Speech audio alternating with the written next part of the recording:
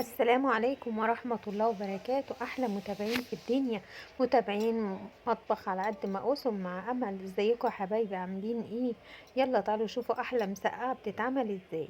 طبعا كلكم ما شاء الله بنات حلوين وشطار. ازاي بتقطعوا البطاطس دي؟ حاجة بسيطة وسهلة. هي دي مش مهمة خالص، هي دي مش المشكلة، مش دي التركاية. أنا جريتها عشان كده. ما شاء الله عليكم بنات حلوين، سهله خالص خالص. هنا قطعنا البطاطس وجينا قطعنا البدنجان زي ما انتم شايفين كده اهوت بسرعه اهوت، وقطعناه كويس جدا. وهنبدا نعمل ايه؟ نقطعه شرايح بالطول. ليه بالطول؟ علشان ما يشربش زيت. وهتشوفوا كمان حاجات كتيرة، بس تابعوني وتابعوا الفيديو. واذا عجبكم ما تحرمونيش من اللايك والشير يا احلى متابعين في الدنيا. اهو زي ما انتم شايفين بنقطعه بالطول اهوت. وبعد ما هنقطعه بالطول هنقطعه على قطع وهنحطه في محلول ملح، ده عشان ما يشربش زيت نهائي. اهوت زي ما انتم شايفين كده اهوت هنقطعوه. وبعد ما قطعناه حطيناه في طبق فيه ميه وحطينا عليه ملح. هنا دلوقتي هنعمل ايه؟ جبنا 3 بصلات وبشرناهم كويس. وبعد كده جبنا توابل، عندنا فلفل اسود، كبيبة صيني، بربكيا، حبهان مطحون، مرقة، زنجبيل، كركم، ملح. وبعد كده ده اقل من ربع كيلو ملح. اقل من ربع كيلو لحمه. ايوه سمعتوا صح، اقل من ربع كيلو. عندنا 3 معالق من الفول الصويا، عندنا طماطم حوالي ربع كيلو طماطم او اكتر سنه. هنجيب ربع مع كوبايه ميه وهنقلب فيها الفول الصويا علشان يطرى. ونفضل حبة حبة بالمعلقة علشان احنا ما نكترش المية، عشان لو كترناها غلط. فاحنا بصوا زي ما انتوا شايفين كده، حبة حبة وبنقلبهم مع بعض علشان ايه؟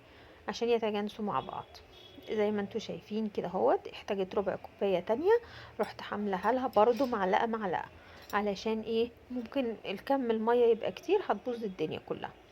اهو زي ما انتوا شايفين يا حبايبي، قعدت اقلب فيها لحد ما تجانست وبقت عامله زي البسكوت المطحون بالظبط. هي نص كوبايه مش اكتر من كده اهوت. طبعا ودول 3 معالق مش اكتر من كده، هما انا عامله 3 معالق يا دوب. وهيتحطوا كويس جدا على اللحمه دي كانت عباره عن اقل من ربع كيلو اصلا. دي كانت عندي في التلاجة، يعني انا كان عندي جزء من اللحمه واخدت منه دي وركنتها على جنب. فيا ريت تعملوا كده دايما لما يكون مثلا عندكم لحمه مفرومه، خدوا حته واركنوها على جنب، بتنفع في اللي اخر الشهر او حاجه. طبعا هي كانت لسه فكه من التلج بتاعها، فانا حاولت ايه احركها شويه عشان اعرف ادمج معاها الفول الصويا. اهو زي ما انتم شايفين معلقه معلقه وننزل بيها ونمسح ونحرك كده اهوت لحد ما هما كلهم يبقوا ايه متجانسين مع بعض. ايوه بالظبط كده، واحده واحده مع بعض اهيت زي ما انتوا شايفين لحد ما نخلص الكمية كلها. ونبدأ نعملها زي ما انتوا شايفين ونحرك وندخلهم في بعض اهمت. لان طبعا ايه قبل ما ادخلها تتعصج لازم تكون هي عبارة كلها متشبعة من بعضها. اهي زي ما انتوا شايفين اللهم بارك، يعني رمت اكتر من يعني من نصها. يعني بصوا يعني جمعت، رمت يا ولاد يعني جمعت. ما اقصدش رمت يعني اترمت، لا، رمت يعني عطت كمية اكبر بكتير. ماشي اهوت. اهي بصوا احنا لما خلطناهم ببعض ما شاء الله ولا قوة الا بالله، عطت كمية كبيرة اللهم بارك، يعني اللهم بارك. وبعد كده هوت هنبدأ نعصجه. معلش يا التصوير ما تصورش هنا. انا طبعا عصقت البصلة وبعد كده نزلت عليها باللحمة وبعدين بالثوم وبعد كده الطماطم. وبعد كده جبت صينية. بصوا كمية اللهم بارك اللهم بارك، نفسي تشوفوا الكمية اللي طلعت. انا هوريها لكم دلوقتي. الكمية اللي طلعت اكتر من كيلو لحمة متعصقة. هتقولوا ازاي؟ هي البركة من عند ربنا طبعا يعني. فيعني هي ما شاء الله تنفع جدا في الايام دي على اساس احنا اخر الشهر والحالة الاقتصادية برضو مع كل بيت، يعني مش مع حد بس يعني.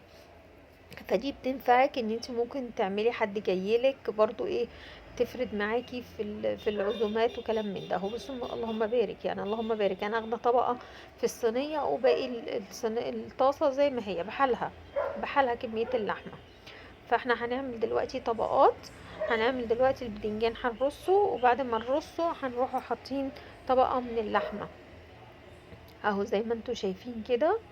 هنحط البدنجان ونرص فيه كويس جدا اهوت.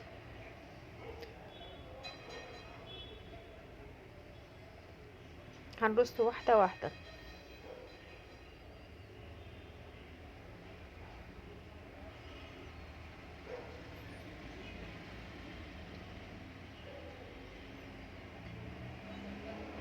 وبعد كده هننزل باللحمه، وبعد كده هننزل بالبطاطس. يا ريت يا اولاد والله تجربوها، جميله ومشهيه وهتعجب ولادكم قوي. قوموا يا عيال واعملوا لاولادكم. عارفه هتبقى جميله ومش مكلفه. اهم حاجه ان هي مش هتبقى مكلفه. يعني هي البدنجان ده حوالي كيلو وربع بالظبط. البطاطس كان حوالي زي ما انتوا شايفين هما 3 بطاطسات، يعني اقل من نص كيلو تقريبا يعني، او نص كيلو هما كانوا فاضلين عندي.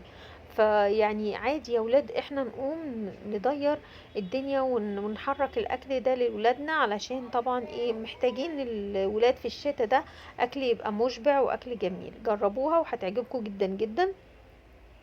واذا عجبتكم ما تحرمونيش من اللايك والشير، انا بقول اهو عشان ما ازعلش منكم. ماشي. وبعد كده اهو يا ولاد وشايفين انا لقيت عندي كميه العصاك كبيره اللهم بارك. رحت قايله ليه طيب ما ننزل على البطاطس كمان. بقت راق وراق. طبقه من اللحم، طبقه من البدنجان، طبقه من البطاطس، طبقه من اللحمه تاني. اللهم بارك. يعني جميله والله، طعمها خرافه عجبتهم جدا جدا جدا. اهو زي ما انتوا شايفين اهوت. هننزل تاني بطبقه من البدنجان اهوت.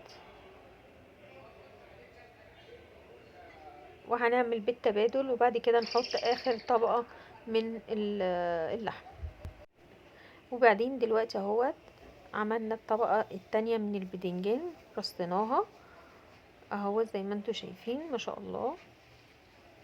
وهنبدأ نرص البدنجان كله لحد ما يخلص، وبعد كده اهوت هنحط طبقة اللحمة الأخيرة. طبعا عمركم ما تصدقوا ان دي من ربع كيلو لحم، لكن هي دي قدام عينيكم، وهي يعني بأبسط الإمكانيات الحمد لله ربنا كرمنا وعملنا أحلى صينية مسقعة. يا ريت تجربوها وهتعجبكم جدا جدا والله. اهو احنا كده كل ده احنا لسه بنرص في البدنجان اللهم بارك. يعني ايه برضو عطى كمية. بصوا زي ما انتوا شايفين بوريكم اهو ان هي لسه برضو اللحمة لسه ما شاء الله موجودة يعني.